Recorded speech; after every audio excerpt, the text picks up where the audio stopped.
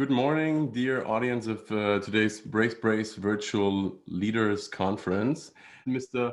Fuhrmann is an associated partner at Public One, and he has ever since dedicated himself to political process research. So the processes that are happening now within governments and political situations should be familiar to him from a theoretical point, but luckily also from a very practical and consulting perspective. Before this conference, Mr. Fuhrmann admitted to me that all the languages he speaks are with accent because he grew up across the world, and that is another beautiful element to your experiences. So without further ado, your screen is already shared. Dr. Fuhrmann, thank you for joining us, and the stage is yours. Yes, hello. Thank you first for giving me this opportunity to share with you some ideas I've been working on in the last months. And the topic will be mostly on the topic of crisis governance.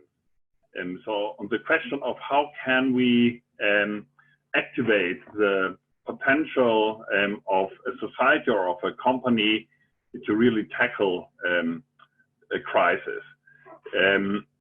I have prepared, as you see, a mind map, and I want to go through this just briefly, and hoping that we will have enough time to discuss it. So my approach is trying to. I have to get rid of this. Yeah, okay, now it's not blurring anymore. Well, this is a little bit the setting, you know this already.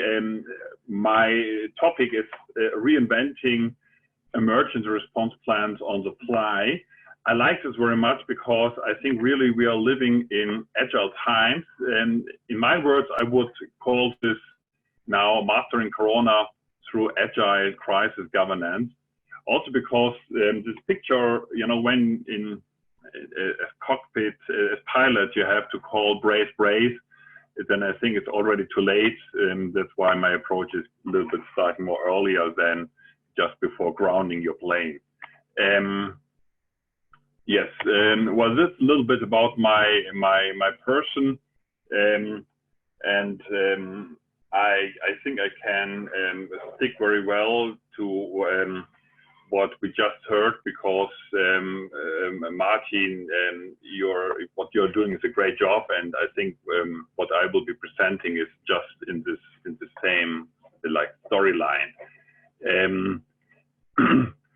My approach is a procedural one, meaning that I focus on how can we develop and design methods, institutions, processes which help us to tackle complexity, which help us to get complexity into a process. And my main aim in the last years have been developing learning organizations and learning democracies. And I think this is especially important now in crisis, because what makes a crisis to a crisis is that it is something new, something unexpected. And so without learning, and especially without organizational learning, and even without national learning or European learning even more, or global learning even more, we won't be able to tackle this and the following crisis. These are some of my affiliations. You see that I have a broad branch of theoretical and practical implications. But let's start. Governance comes from gubernare, from this over 3,000 years experience we have in a certain sense, maneuvering, navigating through stormy, unknown waters. So in reality, we humans have an incredible history, not only about tackling crises, but also in certain sense, in gubernare, in how to govern problems. And there are some some important things about we can learn. There's a whole, for example, list in Germany. There's quite a lot of sayings which have been part of daily life. For example, alle Mann an Deck, which is normally shout at the beginning when you see a storm, a crisis coming, then you activate your crew. You call all hands on deck. And what you then next do is that you klar Schiff machen, that you clean in certain sense and secure and prepare the ship for the turbulences which are coming.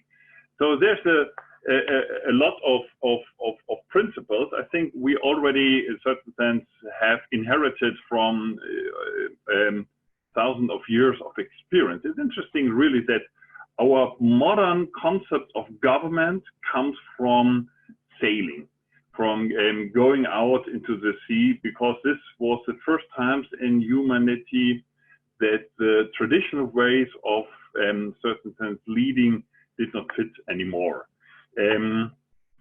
What makes a crisis to a crisis? Crisis is maneuvering beyond your comfort zone, so when it becomes critical or when it becomes existential.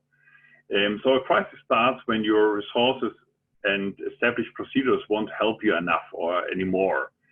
And I think what is very important now, especially with the topic of crisis governance, is I think we are living more and more in times of multiple overlapping dynamics, meaning dynamic and complex crises. We have the climate crisis, we have a financial crisis, even more now coming surely after this. We have migration and more and more coming.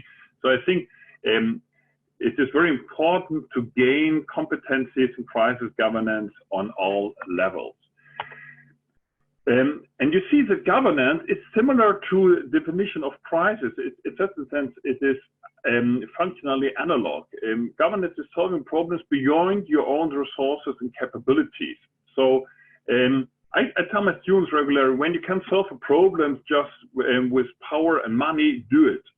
So governance starts, in certain sense, when government and management comes to an end, when ruling top down and paying people to do things won't help you enough.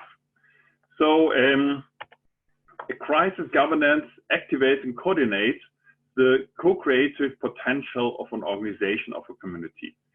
That's why I think that governance is a perfect match for tackling a crisis, meaning that crisis governance is the question of how do we master challenges which go beyond our own capabilities and capacities?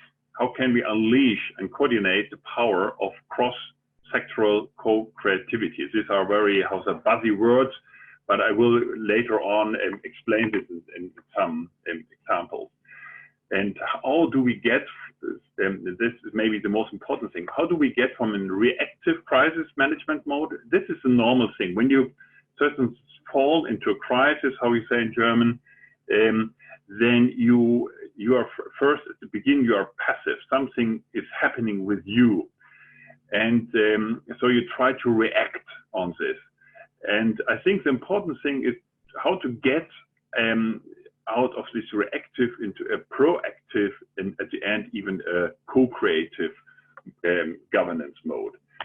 And so I have 5 central steps where I will focus on, and I will now open again some pictures so at least I see some of your faces, because I realize that if I look only at my own presentation, this doesn't give real, experience of being together with you guys.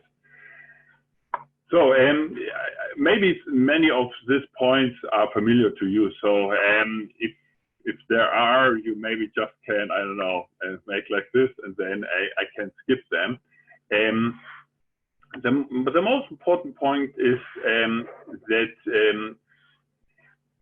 at the beginning, surely you have to announce the crisis. That's very important. A crisis is not something happening from outside, but the crisis starts in the moment when we realize and declare this to be a crisis. So thousands of years ago, when I would say diseases swept into a culture, and there was no concept of treatment, and this was just, I would say, something God-given. And so it's very important declaring the crisis, but especially how do you declare the crisis? How do you frame it? To take this picture of navigation, makes a difference when you call all men, all hands on deck. If you I would say stand before your crew and say, "Oh shit, this will be really a big problem for us," or if you say, "You know, guys, that's exactly why we are sailing." So in certain sense, how can you awake a professional ethos in your crew, in your company, in your society? And the second thing surely is that what you then do is you analyze, in a certain sense, what are the critical points, what are the critical things which could happen. And for that, you have quite a lot of experts. And we had, for example, in Germany in 2012, the German Bundestag had already made a plan, a pandemic scenario plan, where almost everything which is now happening already was, how to say, forecasted. The only problem was it was just a plan. And you know, there's this old Jewish joke: the easiest way to make God laugh is start making a plan. So that's why the next step is you have to get from a reactive into a proactive mode, into a proactive communication mode, and where you have to have a preemptive information. Also, you have to have regular rhythms and formats.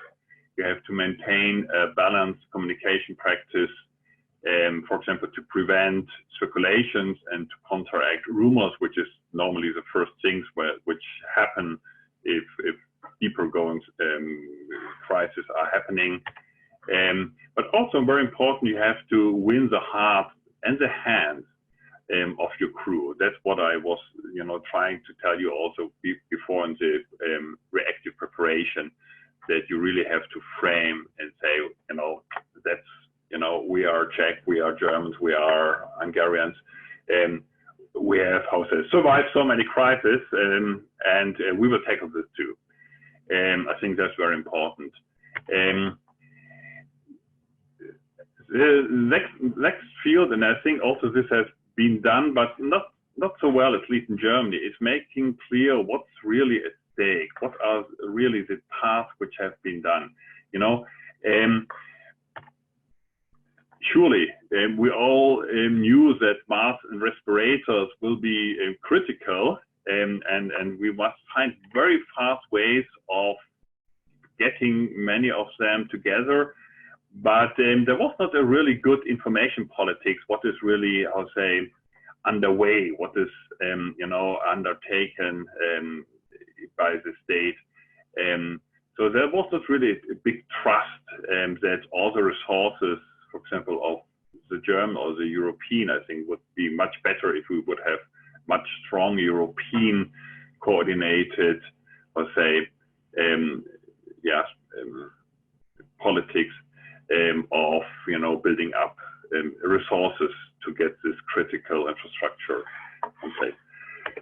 So that's why the next step, and that exactly was what Martin was telling about, is this dimension of creative coordination, where and this is very important, because you see that determining the main strategy is still, in a certain sense, part of the proactive communication strategy.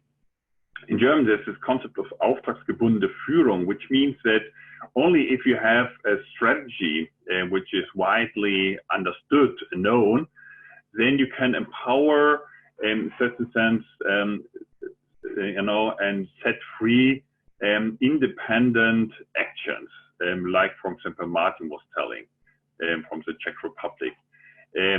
So it's very important in the crisis, empowering situative tactical maneuvering freedom, so to sense, of institutions and of volunteers, for example.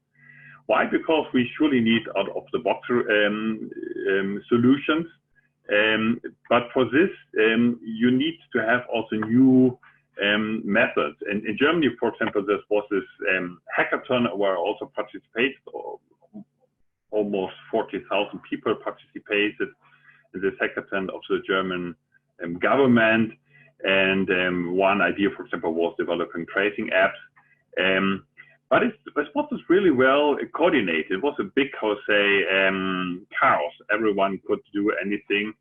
And so it was not really focused on what is now really the most important things and what kind of benefits, of incentives, of help will you get. And I think many of these ideas, in certain sense, were developed in this 3 days, but in certain sense, they fall down. They are not taken care of anymore. Another important thing in this creative coordination mode is to get out of your own bubble of experts, for example.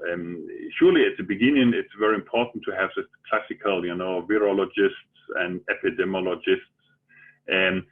But the crisis is much more than a medical crisis.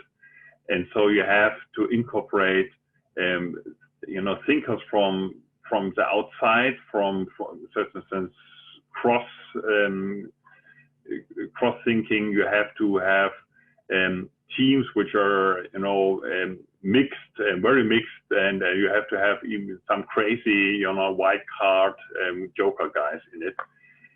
And to get all this, creative potential of your society focused, you have to have surely what I think most of us know, agile forms of project management, where you regularly, have this reflection loops. And you have to have also collaborative process coordination. I think one of the most important things is, for example, I think every community, small city, village, until the state European Union, now also should build up a strong crisis governance infrastructure, meaning that's really to have such kind of collaborative process coordination institutions or teams which really coordinate and in certain sense orchestrate all the different ideas and necessities and so on. I think the classical authorities and bureaucracies cannot do it. We have a little bit on the local level in German. We have the classical Bürgerbeteiligungsstellen, which is like this, I would say, bureaus for civic participation. But this is normally only one person in an even bigger city, which has normally not this training which is necessary in this field. They normally, for example, are not trained in any kind of agile process in project management. But I think what out of my view is maybe the most important is not to get out from the reactive into the proactive and from the creative into a co-creative collaboration mode. Why? I really think that we as humans in the last thousands of years have demonstrated that we have if we have a common vision, and if we really start to share our competencies and our talents, then we can achieve incredible things. And in this, and if this happens, a crisis can be even a very, very, I would say, positive thing for a relationship or for a company or for a state or Europe, because in certain sense we have a story to tell, a success story to tell, how we achieve together this big problem, which at the beginning, in a certain sense, the topic of dramas, of big dramas, of what we love in movies, for example, and Harry Potter or some kind of this. So the question is, how can we unleash the hidden potential of our society? Europe has more than 300 million inhabitants, and I don't know, more than 100 million institutions. I don't know the exact numbers. It's incredible, you know, and we have all 24 hours time a day. Many of us are now even home and have, you know, the feeling that we can do quite a lot. So a crisis governance at the end is really, you know, in a sense, finding ways of activating and coordinating and orchestrating this incredible potential. And we know from, you know, the field where I'm working is very much also about democratic leadership in companies, participatory leadership, distributive leadership. And we know that if we participate people more, then we get more of their creativity and of their co-creativity. So we have together to develop this you know, co-creative governance attitude. I think in the crisis, in this current Corona crisis, means several things. One thing is, for example, together in, together out. If we went passive into this shutdown, then we all should participate actively in the way out. I think that is for me one crucial, in certain sense, principle that governments now should adopt. Another, I think, basic principle is if we have had or still have the strong shutdown measures, then we also will have to have strong speak out and certain coming out measures. So it would be really strange if we only experience now a strong state when it comes, in certain sense, to suppress, you know, for example, civil rights. And the state is not at the same time realizing that that there's incredible potential in society, and the state also must be very strong now in enabling participation now but especially after the crisis. So for this, and that is a point where I've been working the last weeks on, together with some experts from Lufthansa and from the German army, where we're thinking about, you know, what kind of deliberative consultation is possible in the crisis. Because normally when there's a crisis, you know, you fall into the classical top-down executive mode, you know. In certain sense, you know, following the principle, we have no time now to discuss. But that's bullshit. Because there's quite a lot, you know, I'm expert for procedures. I'm developing, you know, many procedures almost on a weekly basis. And, you know, I know hundreds of procedures, and there are thousands of procedures of how to organize deliberation in a very fast way. And one possibility could be to form so-called crisis councils, meaning that this would be consulting the executive authorities on all levels. And there are mini publics which are randomly selected and representative, 16 to 25 citizens, normally for 3 to 5 days, you know, selected. And this would be a permanent body, which, you know, after every 3 to 5 days, this citizens will be essentially exchanged, and they will be informed and consulted by experts and reflect together with members of administration experts, and giving, you know, it takes between 4 to 6 hours that you have an expertise which is balanced. And I think a good thing is that also you would increase extremely the legitimization of many of these now very harsh and strict measures. So coming to the last point, we have to recalibrate our value compass. This is when before the crisis or the shutdown started in beginning of March, we had a 3-day-long workshop in the north of Germany with, for example, this director of public affairs from the Lufthansa and so on. And we were going through, you know, all the possibilities which are important. And the most important thing was at the end At the end, it's about values. Why? Because you have to make tough trade-off decisions. Triage, for example. In a crisis like this, you have lose-lose situations. So you have to have clear what is your value system, what is your DNA, because if not, you cannot really, make proper decisions. And the more this value compass is publicly acknowledged and accepted, the easier it is for you to, in a certain sense, press through even very strict and problematic measures.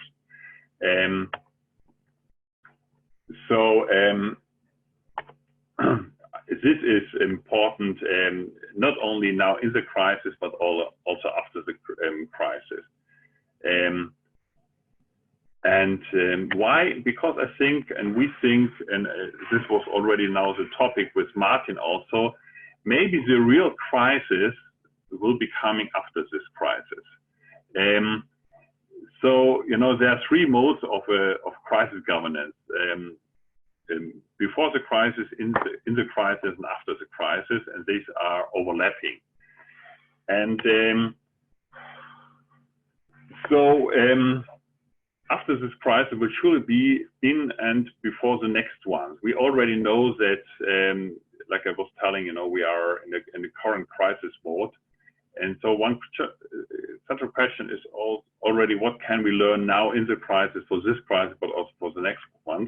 And I think one important point is after this Corona crisis now, what we in the moment have is mostly a crisis of the health system. But through many measures, we are getting crises in the social, political, economical, financial, and so on system. So there will be a huge follow-up of crises coming and a big hangover, so the management and government of crisis is a big seduction. This I have to introduce other.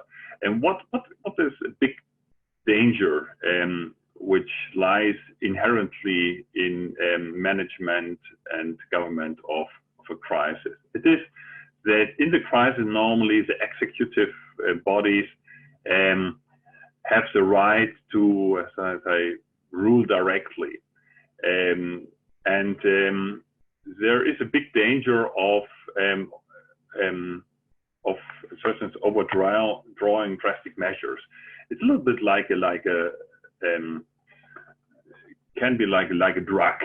You can get addicted. The history is full. I grew up in Latin America most of my life, where my father was working there for the German state, so I was not directly affected, but passively, I learned what are coups d'etat, what is happening when some generals take over the power in a country, and they realize, oh, that's very nice to have this kind of power. And we know already that in Hungary, Viktor Orban is already taking, this drug very intensively. So I think that there is a big danger, and it's not just a danger for democracy; it's a danger also for peace and for justice that we have here. So the way we tackle this Corona crisis will decide if we get an even bigger crisis after it. I really think that the more we tackle this crisis on a top-down command and control enforcement, and not really informing, not going through this 4 steps or 5 steps before it, the more we, in certain sense, just make it on this very old-fashioned, all this politics of quarantine, of this is thousands of years old, surely normal practice, but it's not all the time the best way, especially on the long run. So you really have, every country now has this question of this, how to, loosen the restrictions, how to exit this crisis shutdown measures. And my impression is that most institutions, most governmental bodies are really, I'll say, they're a little bit clueless. And why? Because they are not activating and asking wider parts of society. So that's why I really think we have, finding ways, if we are democracies, and I think we are, and we are in much deeper sense than just only in making elections. We are democracies because, for example, volunteers like Martin Pater can make this kind of work. Then we also should use these resources, the strengths of a democracy. So this is like my final point, and thank you very much for your attention. And I hope that there will be still some time for discussing this, at least some points with you.